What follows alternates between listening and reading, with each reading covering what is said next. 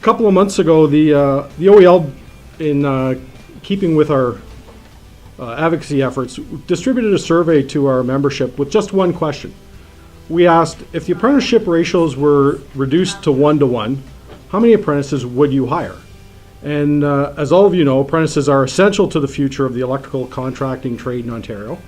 And we know that a skills gap exists today where we're seeing a shortage of qualified new electricians, and the situation will only worsen as veteran electricians in the baby boomer era continue to retire. We received 127 responses from the survey, and 73% of the employers said they would hire more apprentices if the ratios were changed to 1-to-1. Based off the OEL's numbers alone, that would mean a total of 307 more apprentices. A lot of times if we go in rural areas or smaller centers, the ratios are a real problem. There was an example of a small electrical contractor who had two sons that wanted to be electricians, but he could only, because of the ratios, sign one up as an apprentice.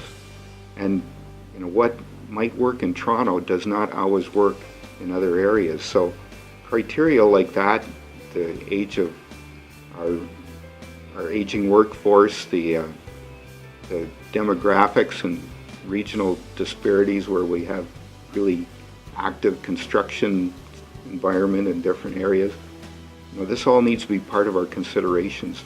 I always knew it wouldn't be the easiest to land an apprenticeship here.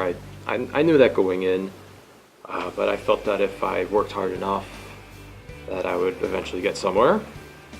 Many places I applied to appreciated my effort to come in person with my resume in hand, but often they would decline, citing that the apprentice to journeyman ratio would prevent them from taking in new hires.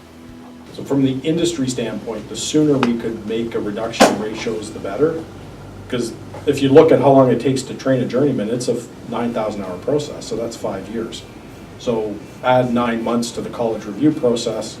Now your first new apprentices that you bring into the system are 6 years out. What do retirements look like 6 years from now? Not every electrical contractor takes apprentices.